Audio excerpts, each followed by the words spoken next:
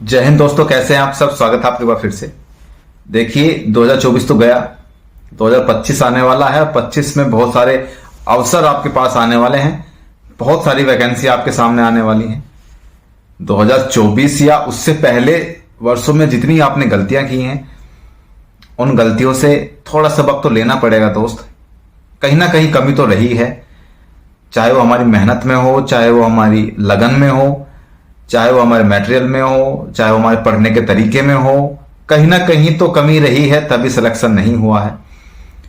और अगर सिलेक्शन नहीं हुआ है तो इस साल सिलेक्शन लेकर रहेंगे, ऐसा प्रण आपको लेना है। और इस साल सिलेक्शन लेना ही है, क्योंकि बहुत सारे अवसर आपके सामने आएंगे। 2025 में अवसरों की कमी नहीं है, बहुत अवसर आपको देखने के लिए मिलेंगे। गिनाओ कौन कौन से अवसर आपके सामने आएंगे। यूपी पुलिस की वैकेंसी आपके सामने आएंगी, जो कि 40,000 वैकेंसी अनाउंस हो गई हैं। हो सकता है उसमें और भी संख्या बढ़ जाए। यूपी एसआई की वैकेंसी आपके सामने आएगी। यूपी होमगार्ड की वैकेंसी भी आपके सामने आ सकती है। यूपी एसएससी जीडी की वैकेंसी आपके सामने आएगी। रेलवे ग्रुप डी की वैकेंसी आपके, वो तो उन्होंने तो अनाउंस भी कर दिया, बहुत जल्दी आपके सामने उसके फॉर्म भी आ जाएंगे। और हर साल जो नियमित रूप से वैकेंसी आती हैं, वो तो आपके सामने आएंगी ही आएंगी। तो अवसरों की कमी नहीं है। अगर आप ये सोचते हैं कि वैकेंसी नहीं निकल रही है, हम पढ़ते पढ़ते बोर हो गए हैं, वैकेंसी तो बहुत निकलती है। क्या आप में वो गट्स हैं, आप में वो दम है, आप में वो मेहनत करने की लगन है, जो आप एक वैकेंसी अपने नाम कर लेंगे? अगर है तो बहुत वैकेंसी आने वाली है। अगर आप ये सोचते हैं कि ठीक है फॉर्म आने दो, तब देखते हैं क्या करना है, क्या पढ़ना है, कुछ नहीं होने वाला है। तब जब आपका सिलेक्शन होता है ना, उससे कई साल पहले से तैयारी करना शुरू करना पड़ता है, तब जाकर के सिलेक्शन होता है। उसकी प्रक्रिया, उसका प्रोसीजर बहुत दिन पहले से शुरू करोगे, तब जाकर के फाइनली सिलेक्शन होता है। 2-4 महीने पढ़ने से अगर सोच रहे हो सिलेक्शन हो जाएगा, तो नहीं होगा। और अगर आप पढ़ते पढ़ते बोर हो गए, क्योंकि बहुत लोग तो ऐसे हैं जो बोल रहे हैं कि हम तो सर पढ़ते पढ़ते बोर हो गए। अरे पढ़ते पढ़ते कोई बोर नहीं होता है। बोर तब होता है जब आपका माइंड ये मान करके बैठ जाए कि मेरा पढ़ने का कोई फायदा नहीं हो रहा है, वैकेंसी तो आने ही रही है, तब आपका माइंड होता है बोर।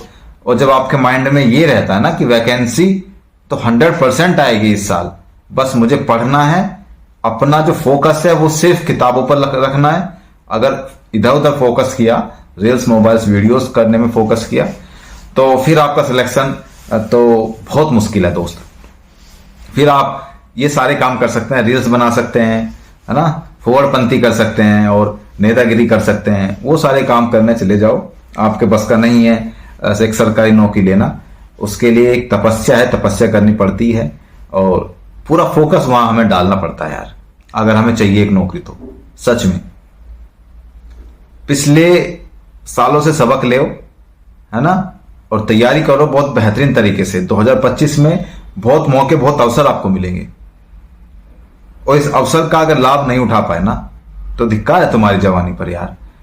तुम्हारी जवानी में वो स्टैमिना, इस टाइम जो तुम्हारी उम्र है ना, इतनी एनर्जी, इतना स्टैमिना, सब कुछ अगर आप एक जगह फोकस कर दो ना, तो वो काम होना निश्चित है। उस काम में आप अव्वल दर्जे के खिलाड़ी बन जाओगे, चाहे वो किसी भी काम में ले लो आप। सही बता रहा हूं, बस जरूरत है आपको एक फोकस करने की।